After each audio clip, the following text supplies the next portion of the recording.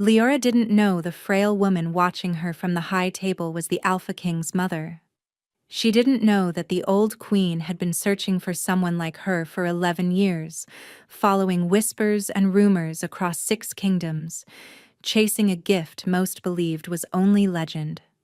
She didn't know that the Alpha King was dying, that a curse wound through his blood like slow poison, stealing a little more of him with each passing moon, that every healer, witch, and sage in the realm had failed to save him. And she certainly didn't know that before this night ended, a single whispered command would drag her out of the shadows she'd spent 23 years hiding in and place her at the center of a deadly game she didn't understand. All Leora knew was that her feet ached, her stomach was hollow with hunger, and if she spilled one more drop of wine on a nobleman's sleeve, Mistress Helwyn would add another month to her indenture, so she kept her head down and kept pouring. The great hall of Valdrin blazed with light. 1,000 candles dripped from iron chandeliers, casting everything in gold and shadow. Long tables groaned under the weight of roasted boar, honeyed pheasant, and bread still steaming from the ovens. The air was thick with smoke, spilled ale, and the perfume of nobles who had never worked a day in their lives. Leora moved through it all like a ghost. That was the trick to surviving service. Don't be seen. Don't be remembered. Refill the cups before they empty. Clear the plates before anyone notices. Become furniture. Become air. She'd been doing this since she was 6 years old, when her world collapsed in a single week.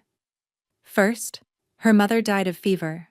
Then her grandmother Alara was dragged to the village square and burned alive for the crime of seeing truths no one wanted spoken.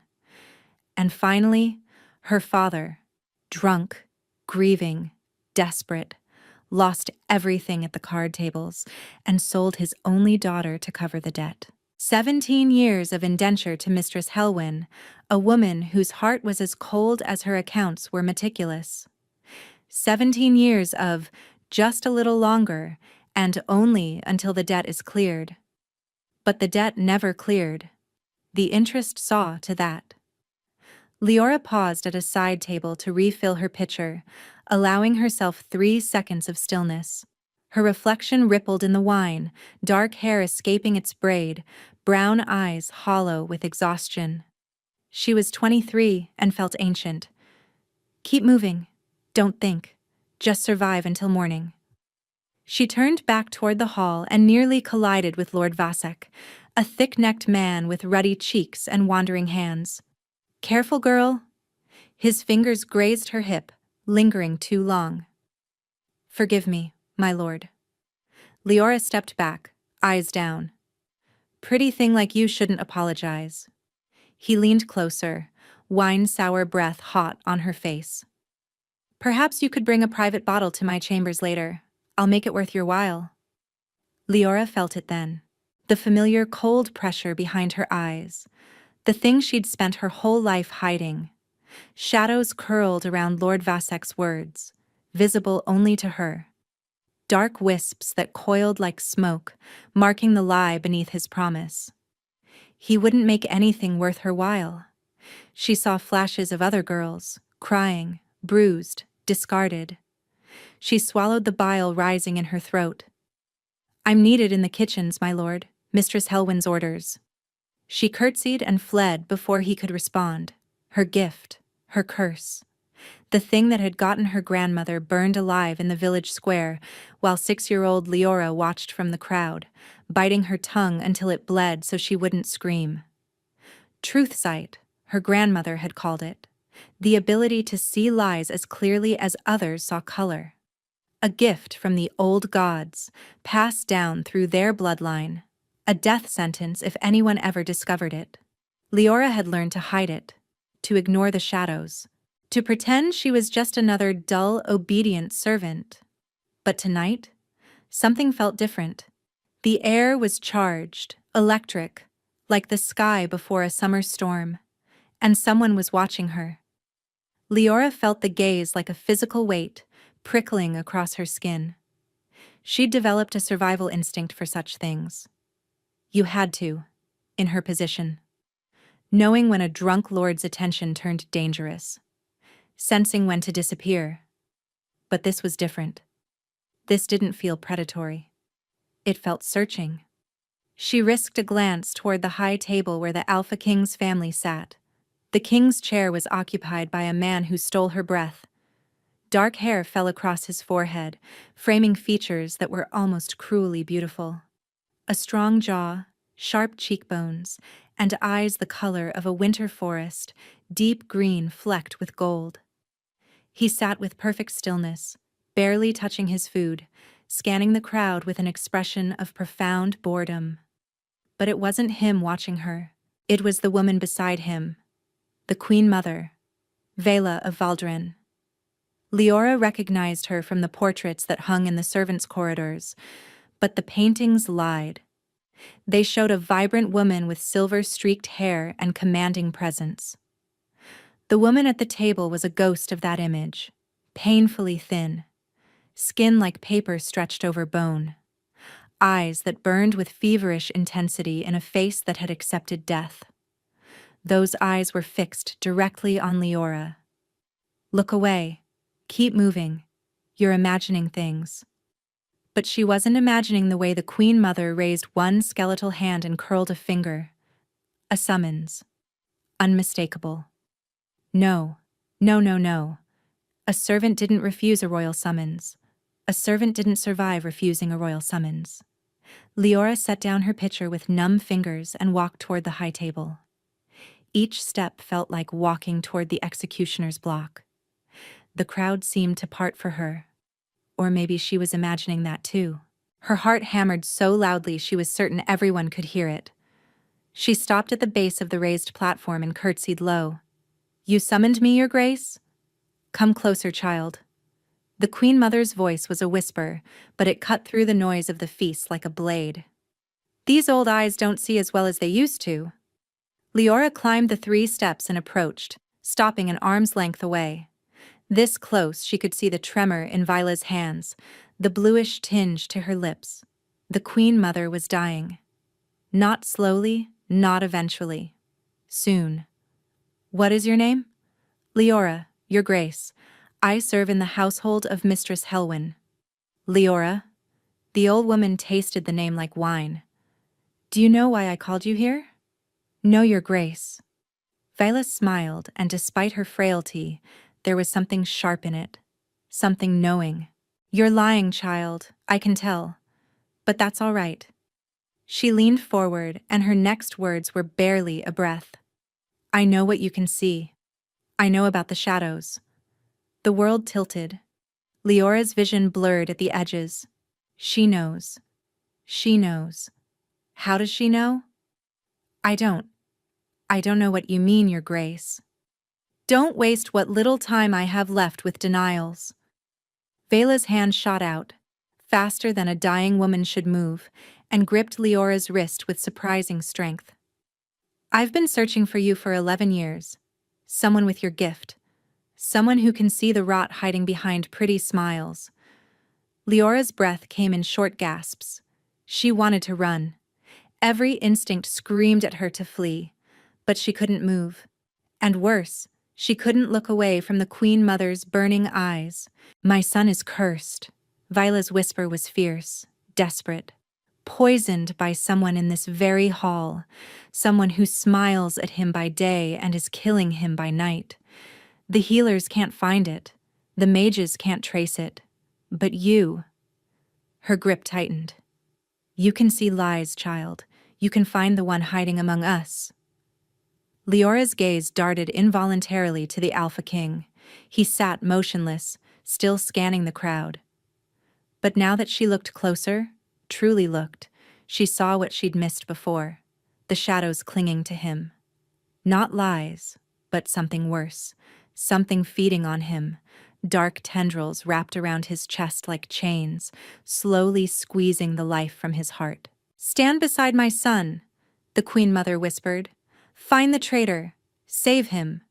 Her eyes glistened with tears. "Please, he's all I have left." "Your Grace, I cannot." "Cannot? Or will not?" The Queen Mother's grip remained iron despite her frailty. I'm offering you freedom, child. True freedom. Your debt erased. Enough gold to disappear. Start fresh. Become anyone you wish to be. Leora's heart seized. Freedom.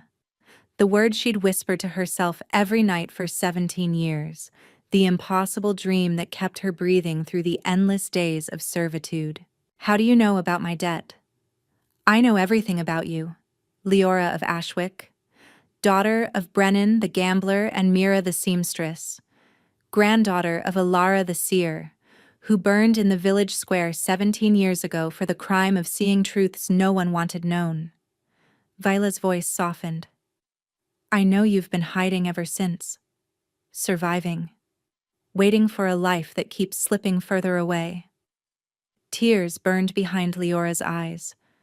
She blinked them back stubbornly. Why me? Surely there are others with gifts. Mages, seers, people with actual power. There are no others. Not with your specific gift. Vila released her wrist at last.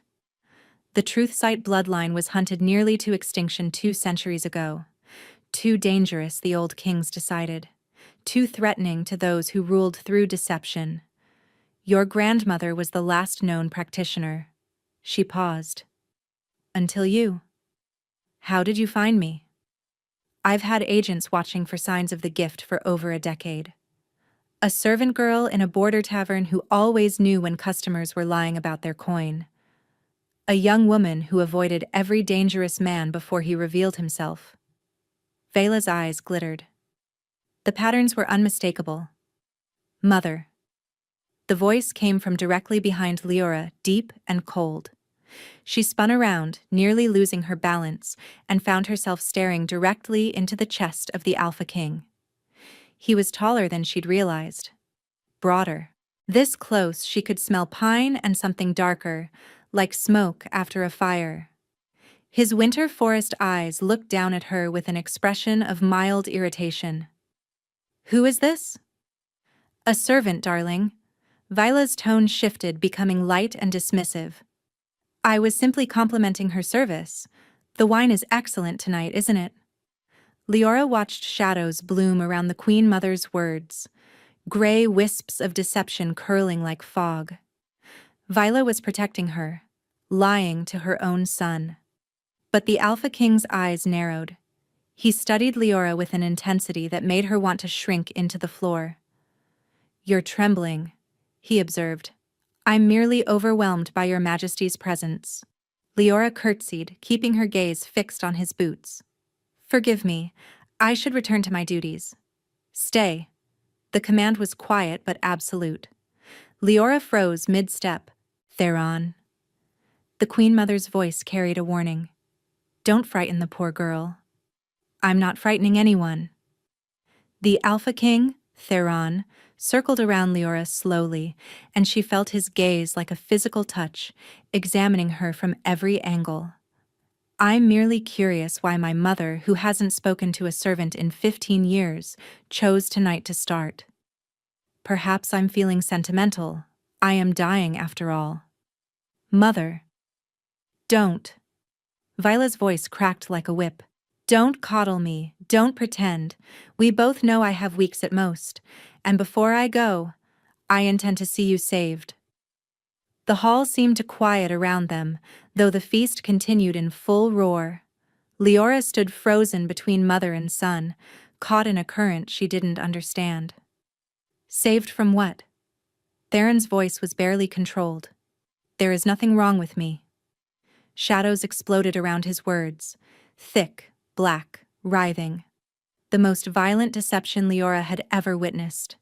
He knew. He knew he was cursed, knew he was dying, and was lying about it.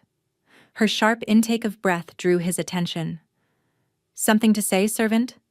No, Your Majesty. His eyes held hers for a long moment. Something flickered in those green-gold depths. Recognition? Suspicion? She couldn't tell. Mother, I won't discuss this here. We'll speak privately later. We'll speak now. With her present. Vila gestured to Leora. She can help you, Theron. She has a gift. I don't need help. You need exactly what she offers. The Queen Mother rose from her chair, swaying slightly. Theron reached out instinctively to steady her, and the gesture was so gentle, so reflexive, that Leora felt something shift in her chest. 1 week. Give her 1 week to find the source of your affliction. If she fails, you lose nothing. If she succeeds... If she succeeds? Theron's jaw tightened. You live. You rule. You have the future I've been fighting to give you since the day you were born. Silence stretched between them. The dark tendrils around Theron's chest seemed to pulse, to tighten. Finally, he turned to Leora. 1 week. You'll have access to the court, the council, anyone you need to observe. My man Rennick will ensure your cooperation appears voluntary. His eyes hardened. But understand this. If you're a fraud, if this is some scheme to get close to me, I will know. And the consequences will be severe. And if I succeed? Leora heard herself ask, surprised by the steadiness of her own voice. Theron studied her for a long moment. Then I suppose I'll owe you my life. He paused, something shifting behind his eyes. Name your price, and if it's within my power, it's yours. My freedom. The words came without hesitation. My debt erased. Enough gold to start over. And your word that no one will ever come looking for me. The corner of his mouth twitched. Almost a smile, but not quite. Done. The royal wing of Valdrin Castle existed in another realm entirely. Leora followed Rennick through corridors that seemed carved from moonlight and shadow. Pale stone walls veined with silver. Tapestries depicting hunts and battles, and ancient wolves running beneath foreign moons. Candles that burned without flickering, their flames unnaturally still. These will be your chambers. Rennick stopped before a door of dark wood carved with intricate knotwork. He was an older man, gray at the temples, with the watchful eyes of someone who had seen too much and trusted too little. You'll find clothing inside. A bath has been drawn. Someone will bring food shortly. I don't need... You need to look like you belong. His tone wasn't unkind, merely practical. Tomorrow, you'll be presented to the court as a distant cousin visiting from the eastern provinces. No one can know your true purpose. The traitor, whoever they are, must believe you're harmless. A distant cousin. Leora almost laughed. She'd be discovered within minutes. She didn't know how to walk like nobility, speak like nobility, and exist like nobility. What if I fail? Rennick's expression softened fractionally. Then we're no worse than we were before. But I don't think you'll fail. He studied her with those assessing eyes. The Queen Mother has been searching for someone like you for over a decade. She wouldn't have revealed you unless she was certain. He left before she could respond. Leora pushed open the door and stepped into paradise.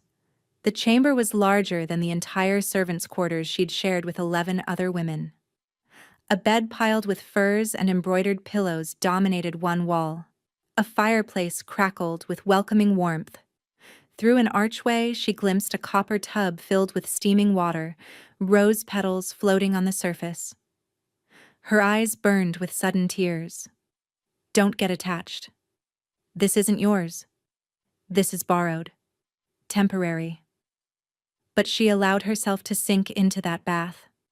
Allowed herself to scrub away 17 years of grime and exhaustion. Allowed herself to dress in the silk nightgown left on the bed, soft as water against her skin.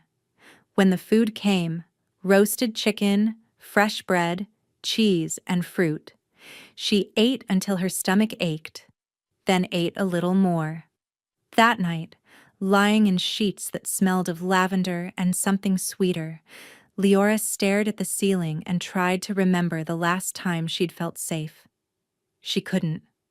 1 week. Find the traitor. Earn your freedom. Simple. Straightforward. Impossible. Because somewhere in this castle, someone was slowly murdering the Alpha King.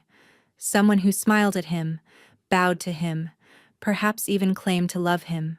Someone whose lies she would have to unravel without revealing her own dangerous secret.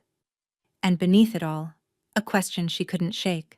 Why had Theron's shadow-wrapped denial felt less like deception and more like despair? What was he hiding behind that iron mask of control?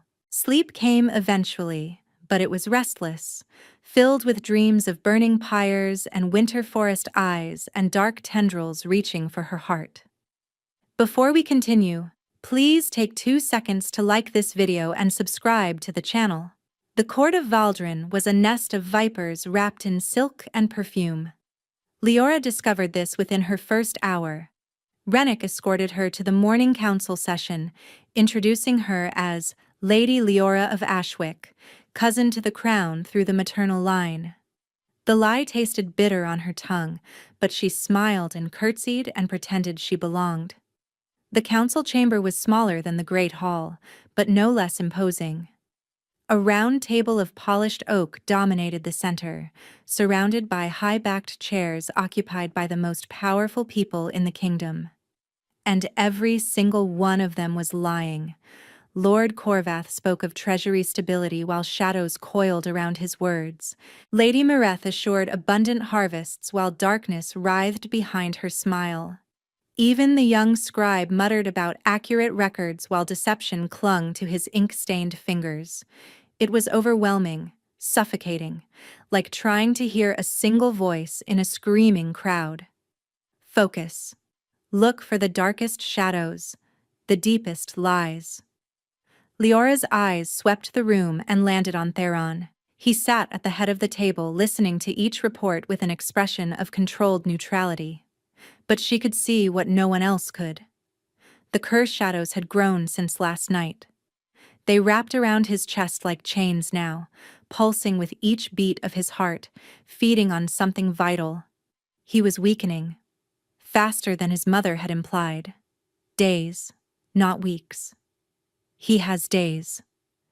The realization struck like a physical blow. Leora gripped the edge of her chair, forcing herself to breathe. "Are you unwell, Lady Leora?" The voice came from her left. She turned to find a woman watching her with sharp, curious eyes. Mid-30s, perhaps. Beautiful in an angular way, with auburn hair coiled in elaborate braids and a smile that didn't reach her gaze. "Merely adjusting to the altitude," Leora managed. "The eastern provinces are quite flat." "Of course." The woman extended a hand adorned with rings. "I am Seraphine, keeper of the royal household. If you need anything during your stay, you need only ask." Shadows curled around the offer. Not quite a lie, but not truth either. An intention to deceive waiting beneath the surface. "You're too kind, Lady Seraphine." "Please, just Seraphine. We don't stand on ceremony among family." Another smile. More shadows. "She's dangerous. Remember her face." The council session dragged on for another 2 hours. Leora watched, listened, and catalogued. Lord Corvath's financial lies seemed motivated by embezzlement rather than murder. Lady Mirith was hiding a lover, not a conspiracy. The young scribe was simply falsifying his work hours. Petty deceptions, mundane corruptions, nothing that explained the dark tendrils slowly strangling their king. After the session ended, Rennick appeared at her elbow. "Well? Everyone's lying about something, but I haven't found the source yet." Leora rubbed her temples, fighting a building headache. "The curse on him is getting worse, faster than expected." Rennick's expression flickered with something like fear before he controlled it. "Then we need to move faster. Tonight, there's a private dinner in the Queen Mother's chambers. Close advisors only.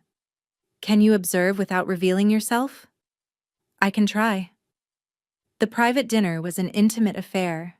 8 guests gathered around a table laden with delicacies, the atmosphere deceptively warm. Candles cast soft light over silver plates and crystal glasses. Wine flowed freely. Leora had been positioned as a companion to the Queen Mother, sitting beside Vela and helping to cut her meat when her trembling hands couldn't manage the knife. It was a perfect cover. No one paid attention to a caretaker, but she paid attention to everyone. Lord Corvath laughed too loudly at his own jokes, his shadow steady and unremarkable. Lady Mareth picked at her food, distracted. A young lord named Bastian flirted shamelessly with Seraphine, who deflected with practiced ease. And then there was High Counselor Aldrich. He sat at Theron's right hand, an older man with silver hair and a grandfatherly smile. He'd served 3 kings, Rennick had told her. A pillar of the court. Unimpeachable reputation. But when he leaned close to Theron, offering advice on some minor matter, Leora saw it. Shadows so dark they were almost solid, writhing, pulsing, and reaching toward the king with hungry intent. And beneath them, twisted through them, the same darkness that wrapped around Theron's heart. The tendrils are connected. The curse flows from him. Leora's blood turned to ice. She forced herself to keep chewing, keep smiling, and keep pretending her entire world hadn't just shifted on its axis. High Counselor Aldrich, the most trusted man in the kingdom, the king's mentor and surrogate father. He was the traitor. He was the murderer. And he was sitting close enough to touch his victim. "You've gone pale, child." Vila's whisper was soft as silk. "What do you see?" Leora couldn't answer. Couldn't risk Aldrich noticing their attention. Instead, she reached beneath the table and squeezed the Queen Mother's frail hand once. Twice. 3 times. "I found him. I found him. I found him." Vela's breath caught. Her fingers tightened around Leora's with desperate strength. Across the table, Aldrich laughed at something Theron said, clapping the young king on the shoulder with fatherly affection. And the cursed tendrils pulsed brighter, drinking deep. Later, in the corridor outside Vela's chambers, Leora told them everything. The Queen Mother wept silently, tears tracking down her hollowed cheeks. Rennick stood rigid, his face carved from stone. And Theron. Theron didn't move, didn't speak, didn't react at all. "You're certain?" he finally asked. His voice was flat, empty. "The shadows don't lie, Your Majesty. The curse originates from him, flows from him to you. Every time he touches you, it strengthens. Aldrich held me when I was born." Theron's jaw worked. "He taught me to ride, to fight, to rule. When my father died, his voice cracked. He was the only one who..." He couldn't finish. Leora watched something shatter behind those green-gold eyes, watched the iron mask crack and reveal the devastated man beneath. And without thinking, she stepped forward and placed her hand on his arm. "I'm sorry," she whispered. "I'm so sorry." Theron looked down at her hand, then up at her face. His expression transformed. Surprise and confusion mingling with something unguarded and vulnerable that made her chest ache. "Don't be sorry," he said quietly. "Be right." Then he turned and walked away, disappearing into the darkness of the corridor.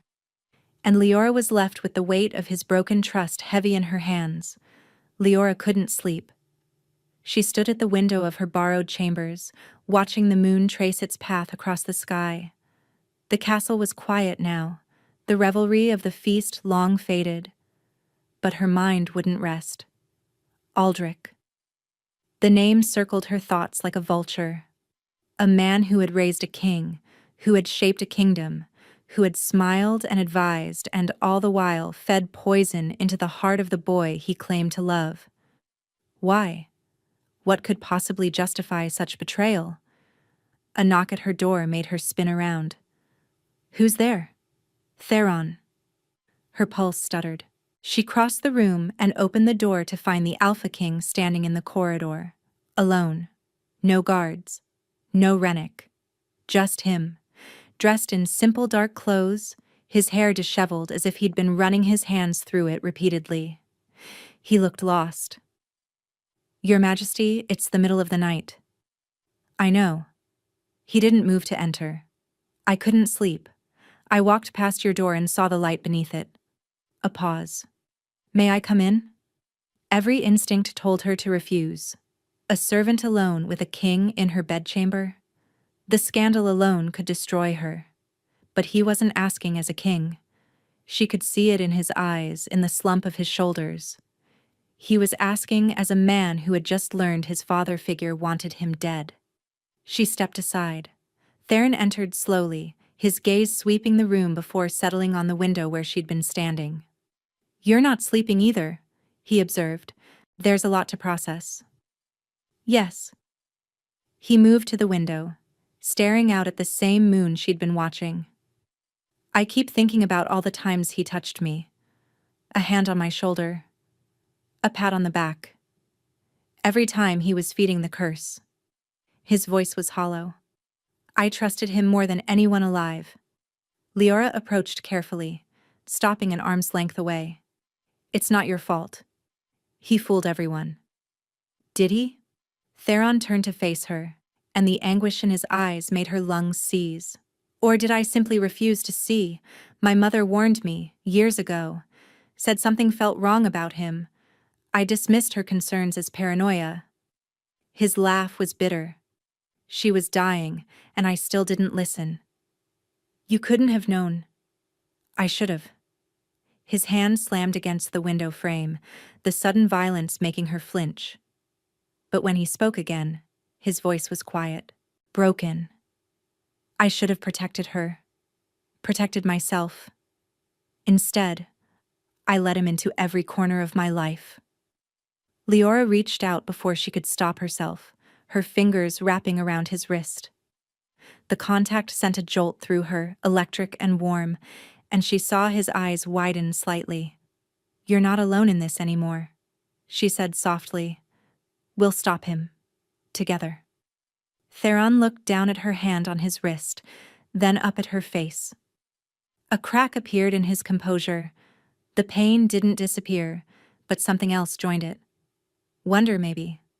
Or recognition. Why do you care? He asked quietly. You have your bargain. Find the traitor. Earn your freedom. You've done that. You could leave tomorrow. Is that what you want? For me to leave? No. The word came instantly, fiercely. Then he seemed to catch himself, pulling back slightly. I mean, your assistance is valuable. For the confrontation ahead. Shadows flickered around his words. Not quite lies, but not the full truth either.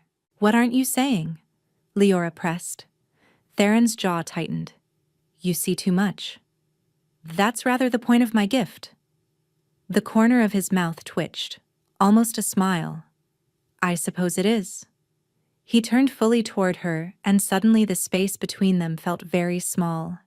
She could see the flecks of gold in his green eyes, count the individual lashes framing them, could feel the heat radiating from his body, smell pine and smoke, and something uniquely him.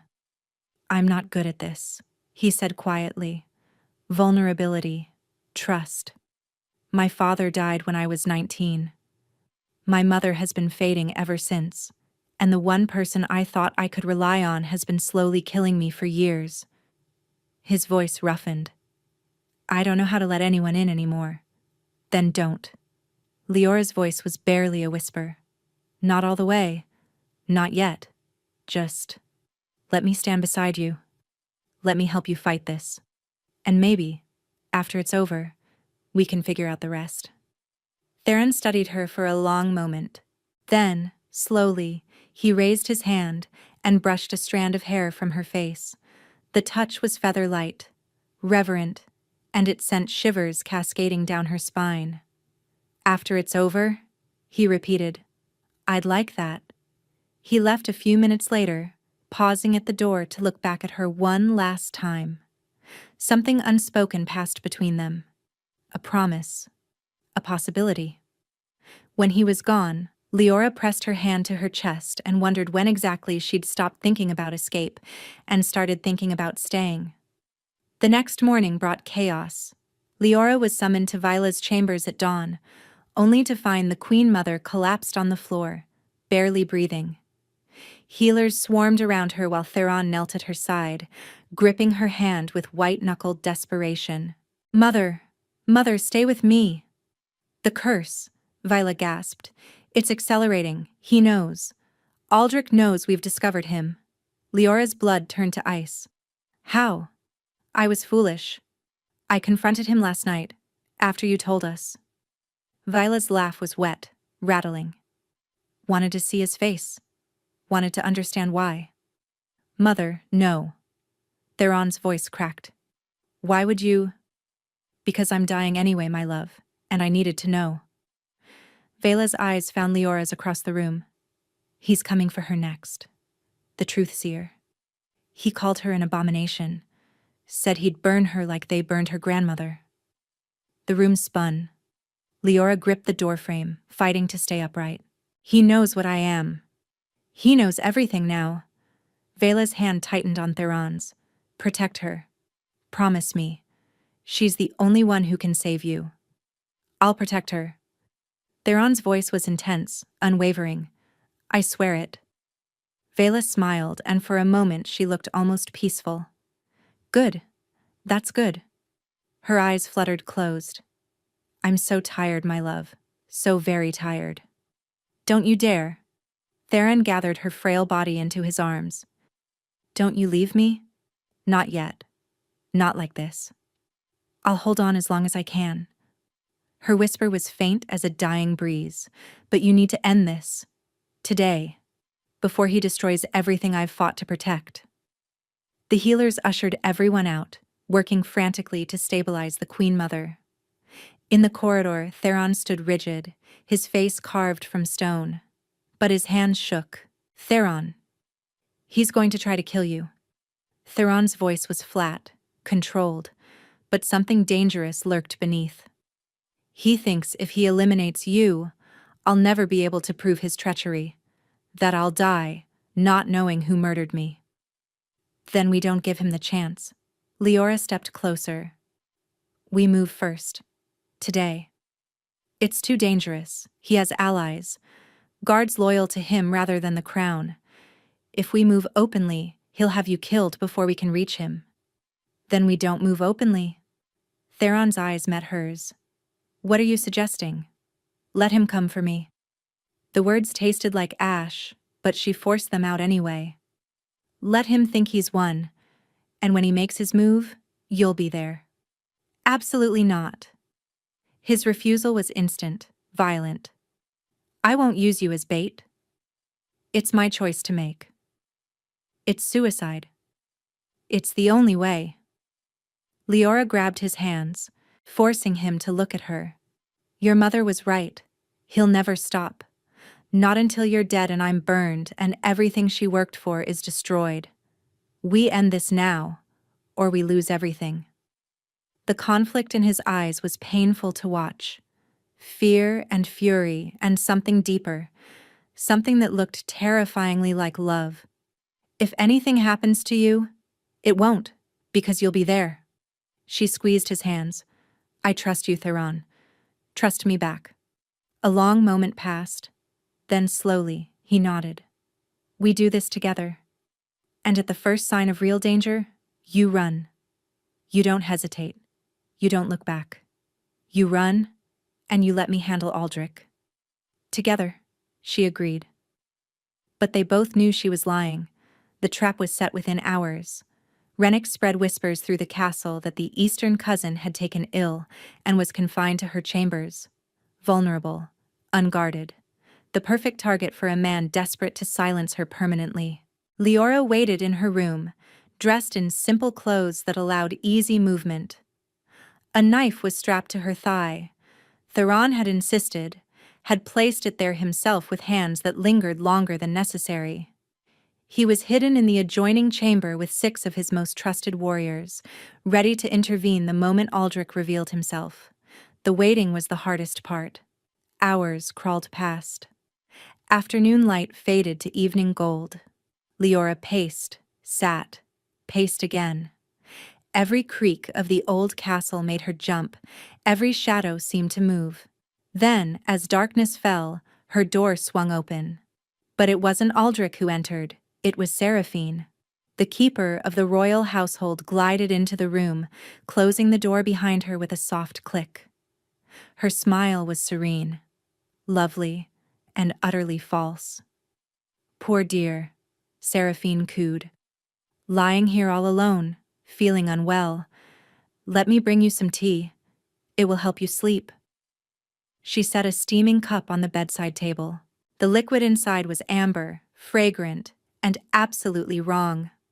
Leora could see the shadows swirling within it, dark tendrils of malicious intent. Poison, just like the curse feeding on Theron. "You work for Aldrich," Leora said quietly. Seraphine's smile didn't falter. "I work for the future of this kingdom. Theron is weak, sentimental. Aldrich will make a much stronger ruler. Aldrich is a murderer. Aldrich is a visionary." Seraphine's eyes hardened. "Now drink your tea, Truth-Seer. It will be painless, I promise." "No." Seraphine sighed as if dealing with a difficult child. "I hoped you'd cooperate. Aldrich wants you alive long enough to witness Theron's final moments. But I suppose—" She moved fast, drawing a blade from her sleeve, but Leora moved faster. The knife from her thigh was in her hand before she consciously reached for it. She slashed upward, catching Seraphine's arm, sending the woman's blade clattering to the floor. Seraphine screamed. In pain or rage, Leora couldn't tell. The door to the adjoining chamber burst open. Theron emerged like a storm unleashed, his warriors flooding in behind him. He took in the scene, Seraphine clutching her bleeding arm, the poisoned tea, Leora with her knife raised, and his expression turned murderous. "Where is Aldrich?" Seraphine laughed, high and wild. "You're too late. He's not coming here. He never was." Her eyes gleamed with manic triumph. "He's in the Queen Mother's chambers, finishing what he started." Theron's face went white. "Mother." He was gone before anyone could stop him, sprinting down the corridor toward Vela's rooms.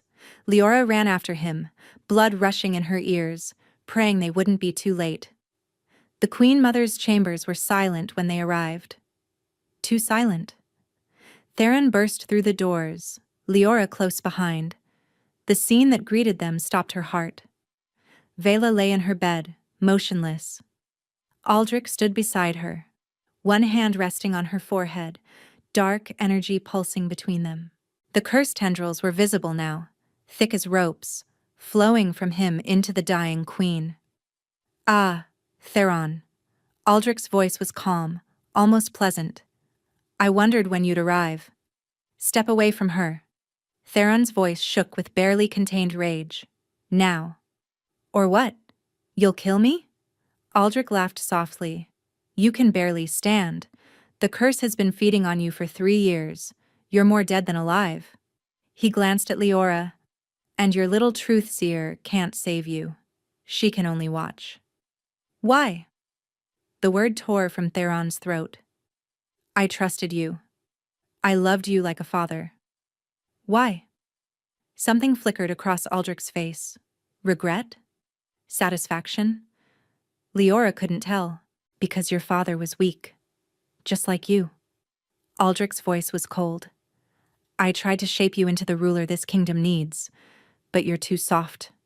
Too merciful." His hand pressed harder against Vila's forehead, and she whimpered. "Too much like him. So you decided to kill me instead. I decided to take what should have been mine from the beginning." Aldrich's eyes blazed. "I served 3 kings. Gave my life to this crown. And for what? To watch fools and children squander everything I built?" He shook his head. "No. When you die, I'll emerge as the grieving counselor who discovered the real traitor. The council will beg me to take the regency. And finally, this kingdom will be led by someone worthy."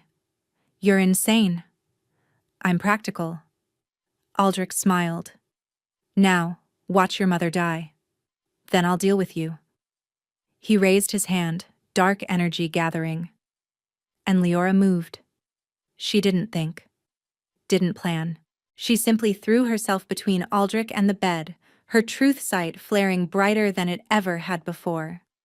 The shadows around Aldrich became visible to everyone now, writhing and screaming in the suddenly charged air. "You want to see truth?" Leora's voice came from somewhere deep inside her, resonant with power she didn't know she possessed. "Then see yourself." She grabbed Aldrich's wrist. The connection was instantaneous, overwhelming, her gift reversed, pouring truth into him instead of drawing lies out. Every deception he'd ever told, every betrayal, every murder, it all came flooding back, reflected through his own mind. Aldrich screamed. The sound was inhuman, agonized. He tried to pull away, but Leora held on, channeling everything she had into the connection. She saw his memories now, the slow poisoning of Theron's father, the curse carefully cultivated over years, the countless innocent people eliminated to protect his secrets. She showed him all of it, made him feel every death, every betrayal, every moment of suffering he'd caused. When she finally released him, Aldrich crumpled to the floor, sobbing. "No more lies," Leora whispered, swaying on her feet. "No more shadows, only truth." Theron was there in an instant, catching her as her knees buckled. His arms wrapped around her, holding her upright, holding her close. "I've got you," he murmured. "I've got you." On the floor, Aldrich continued to weep, broken by the weight of his own sins. Rennick and the warriors secured him quickly, binding his hands with iron chains that glowed with protective runes. "The curse," Leora managed. "Did it break?" Theron looked down at his chest. The dark tendrils were gone. For the first time in 3 years, his heart beat without chains. "It broke." His voice was thick with emotion. "You broke it." From the bed, a weak voice spoke. "Well done, child." Vela's eyes were open, clearer than they'd been in months. Well done indeed. 3 weeks later, the kingdom of Valdrin celebrated. Aldrich's trial had been swift and damning. The evidence was overwhelming. His own confession, witnessed by a dozen warriors, combined with Seraphine's testimony once she realized her master couldn't protect her anymore. The council had sentenced him to death. He would hang at dawn tomorrow. But tonight was for joy. The great hall blazed with light once more, but this time Leora wasn't serving wine. She sat at the high table dressed in deep green silk that matched Theron's eyes, her hair swept up in an elegant style that Vila's ladies had spent hours perfecting. The Queen Mother sat beside her, still frail but growing stronger each day. With Aldrich's curse broken, her mysterious illness had begun to fade. The healers now spoke of years rather than weeks. "You're fidgeting," Vila observed with amusement. "I don't belong here." "You belong exactly where you choose to be." Vila's hand covered hers. "And I believe my son has something to discuss with you on that subject." As if summoned, Theron appeared at her side.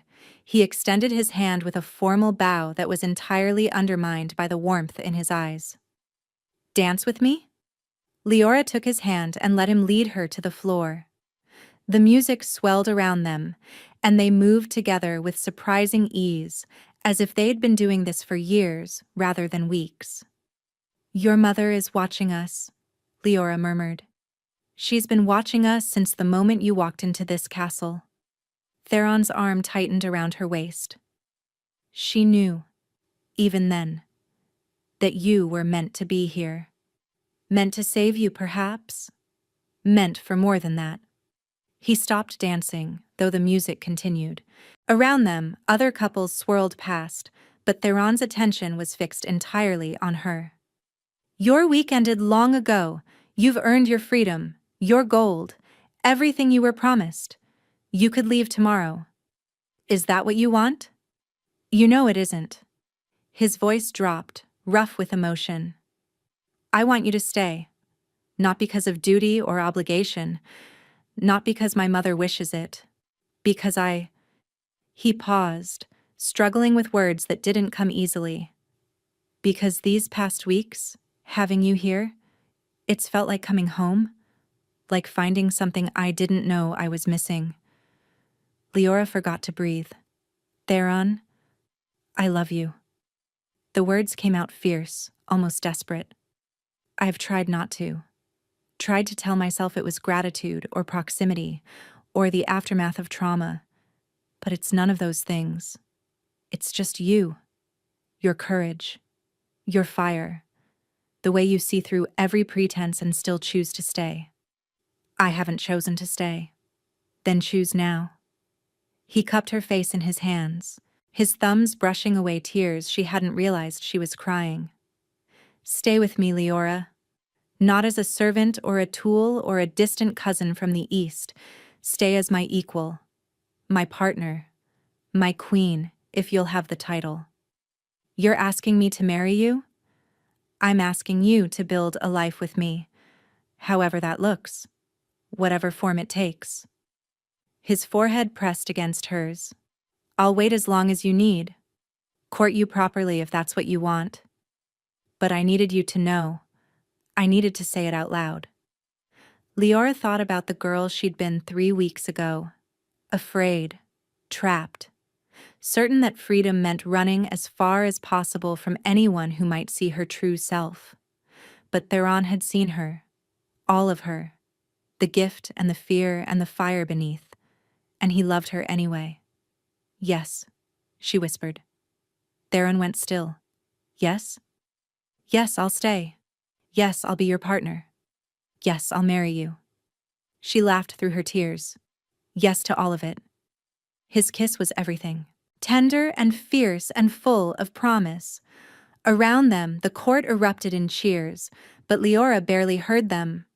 All she knew was his arms around her and the future stretching bright before them. The wedding was held beneath the autumn moon, in the castle gardens where late roses still bloomed despite the approaching frost. Leora wore white silk embroidered with silver thread, a crown of flowers in her dark hair. Theron waited for her at the altar, resplendent in formal black, his eyes shining with an emotion that made her breath catch. Vela stood as witness, tears streaming freely down her face. Rennick maintained his stoic expression, but Leora caught him dabbing his eyes when he thought no one was looking. The vows they spoke weren't traditional. They'd written them together, sitting by the fire in Theron's study, arguing over wording until they were laughing too hard to continue. I vow to see you truly, Leora said, her voice steady despite her racing heart. Not just your shadows, but your light. Not just your crown, but your heart. I vow to stand beside you through storms and sunshine, to challenge you when you're wrong, to hold you when you break, and to love you in all the ways that matter. I vow to be worthy of your sight, Theron replied, his voice rough. To rule with justice and lead with compassion, to never trap you, never diminish you, and never take your fire for granted. I vow to spend every day earning the trust you've given me, and to love you with everything I am and everything I'll become. When he kissed her, the crowd cheered, but Leora barely heard them. She was thinking about the feast weeks ago, when she'd poured wine with aching feet and empty stomach, dreaming of an escape that felt impossibly far away. She'd gotten her escape, just not the way she'd imagined. Not running from something, but running toward love, toward family, toward a life she'd never dared to want. That night, lying in their chambers with Theron's arms wrapped around her, Leora traced the place where the cursed tendrils had once gripped his heart. What are you thinking? He murmured against her hair. I'm thinking about your mother. How she watched me from the high table that night.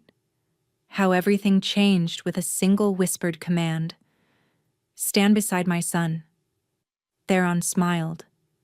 She knew. Even then. She saw something in me I couldn't see in myself. She saw what I see. He tilted her chin up, pressing a soft kiss to her lips. Courage. Strength. A heart brave enough to face any darkness. Another kiss. My queen. My king. They fell asleep, tangled together, the moon casting silver light across their bed. And somewhere in her chambers, Vela smiled in her sleep, dreaming of grandchildren with their father's eyes and their mother's gift for seeing truth. Leora had stood alone at that feast, invisible and exhausted, praying for freedom. The Queen Mother had whispered 4 words, and Leora had found something better. She'd found home. Where are you listening from? Let's meet in the comments. I love hearing your thoughts on this story. And if you'd like to support me, please subscribe. It's free, and it helps more people hear these stories.